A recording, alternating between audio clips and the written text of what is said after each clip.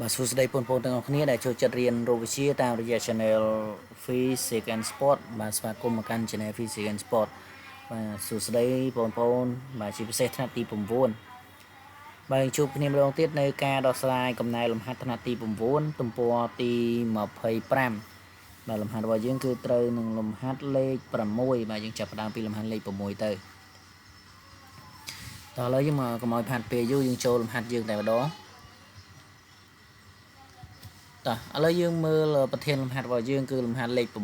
6គេប្រើរបារដែកមួយមានប្រវែង 1.2 ម៉ែត្រធ្វើជាខ្នោះដើម្បីគាស់បន្ទុកមួយដែលមានម៉ាស់បាទ60គីឡូក្រាមបាទធ្ងន់ណាស់បាទចំណុចតម្រើនៃខ្នោះស្ថិតនៅចម្ងាយ30សង់ទីម៉ែត្រពីបន្ទុកគណនាផលមេកានិកនៃខ្នោះនិងកម្លាំងចលករបាទគេឲ្យ Z បាទដែលជាសន្ទុះទំនាញផែនដីហ្នឹងគឺ10ម៉ែត្រក្នុង1វិនាទីការ៉េបាទអញ្ចឹងយើងចូលចម្លើយរបស់យើងមកគណនាផលមេកានិកនៃខ្នោះយើងមករំលឹករូបមន្តផលមេកានិកនៃខ្នោះរបស់យើងវិញបាទផលមេកានិកនៃខ្នោះរបស់យើងគឺរូបមន្ត MA វាស្មើនឹង FR នៅលើ FE គឺស្មើនឹង DE លើ DR ដែល FR របស់យើងគឺគេហៅថាវាជាកម្លាំងទប់ឬបន្ទុកបាទបន្ទុកឬកម្លាំងទប់តែ FR ហ្នឹងគឺវាជាស្មើនឹង MZ ដល់ពេល FE គឺជាកម្លាំងចលករបាទគេហៅកម្លាំងចលករបាទកម្លាំងដែលមនុស្សប្រើទៅលើខ្នោះហ្នឹងគេហៅថាកម្លាំងចលករហើយបាទដែលមានຂະຫນາດគឺជា Newton ដូចគ្នាតោះឥឡូវយើងចូលលំហាត់របស់យើងបាទឥឡូវតាមរូបមន្តគួរយករូបមន្តណាជាមើលបំរាប់គេប្រាប់ប្រវែងនៃខ្នោះគេប្រាប់ម៉ាស់គេប្រាប់ចម្ងាយពីបន្ទុកបាទអញ្ចឹងយើងស្គាល់ចម្ងាយច្រើនជាងអញ្ចឹងយើងអាចយករូបមន្ត MA ស្មើនឹង DE លើ DR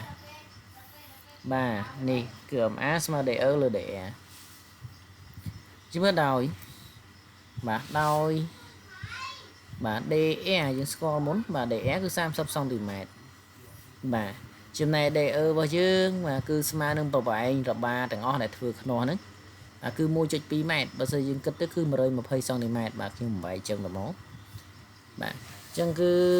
ប្រវែង30សង់ទីម៉ែត្រគឺធ្វើជាប្រវែងរវាងចម្ងាយបន្ទុកទៅចំណុចតម្រើអញ្ចឹងនៅសល់ប្រមាណគឺជាប្រវែងនៃខ្នោះហើយបាទប្រវែងនៃខ្នោះគឺប្រវែងរបារទាំងអស់ដកនឹងប្រវែងនៃខ្នោះចេញបាទសល់90សង់ទីម៉ែត្របាទយើងប្រាប់បំរាប់អស់ហើយយើងបានតែម្ដងបាទ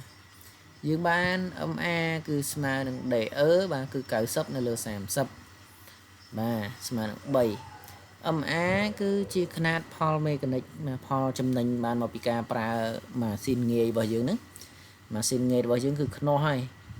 បើចែកគ្នាទៅស្មើ3អត់មានຂະຫນាតទេគឺសង់ទីម៉ែត្រចែកសង់ទីម៉ែត្រដាច់ຂະຫນាតបាត់អស់ហើយបាទអញ្ចឹងគឺដូចនេះបាទផលមេកានិកនៃខ្នោះហ្នឹងគឺ MA ស្មើនឹង3បាទស្មើ3បាទងាយលំហាត់យើងបាទឥឡូវយើងចូលទៅដល់បាទសំណួរមួយទៀតគឺគណនាកម្លាំងចលករកម្លាំងចលករគឺកម្លាំងដែលមនុស្សប្រើតើមនុស្សទៅប្រើកម្លាំងប្រមាណបាទកម្លាំងចលករអញ្ចឹងដើម្បីគណនាកម្លាំងចលករយើងប្រើរូបមន្តដដែលមកព្រោះថាគេប្រាប់បាទបន្ទុករបស់វានេះមានម៉ាស់60គីឡូក្រាមអញ្ចឹងយើងគ្រាន់តែប្រើរូបមន្ត MA វាស្មើនឹង FR លើ FE ទៅយើងនឹងឃើញចម្លើយបាទតាមរូបមន្តបាទ MA ស្មើ FR នៅលើ FE យើងទាញរកកម្លាំងចលកររបស់យើងមកបាទនេះកម្លាំងចលកររបស់យើងនាំឲ្យ FE ស្មើនឹង FR នៅលើ MA បាទដែលយើងស្គាល់ហើយតែ FR របស់យើងស្គាល់ម៉ាស់អត់ទាន់ស្គាល់បន្ទុកទេបន្ទុករបស់វាគិតជា Newton នេះអញ្ចឹងតែ FR វាស្មើនឹង MZ បាទដែល M របស់យើងគឺ60គីឡូក្រាម C គឺ10ម៉ែត្រក្នុង1វិនាទីការ៉េបាទឬបាទ10 Newton ក្នុង1គីឡូក្រាមអញ្ចឹងយើងបែកពីបន្ទុកទៅជាទម្ងន់របស់វាទៅគឺជាកម្លាំងហើយបាទអញ្ចឹងបន្ទុករបស់វាគឺគុណបញ្ចូលគ្នាគឺស្មើនឹង600 Newton ណា600 Newton បាទអញ្ចឹងយើងទាញទៀតមកបាទយើងបាននេះគេ FE ស្មើ FR របស់យើងគឺ600 Newton ចែក MA គឺ3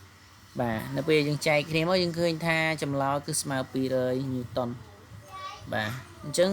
ផលមេកានិកដែលយើងរើឃើញដំបូងគឺ3មានន័យថានៅពេលដែលយើងប្រើខ្នោះយើងចំណេញកម្លាំងបាន3ដងបាទនៅពេលប្រើខ្នោះយើងចំណេញកម្លាំងបាន3ដង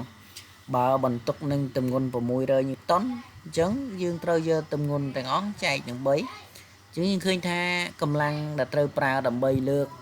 បន្ទុកមួយដែលមានទម្ងន់600 Newton ហ្នឹងគឺចំណាយកម្លាំងតែ200 Newton ទេបាទអញ្ចឹងក្នុងការប្រើភ្នាស់គឺចំណេញអញ្ចឹងបាទអញ្ចឹងដូចនេះកម្លាំងចលកររបស់យើងមកសេនៅខាងនេះហើយ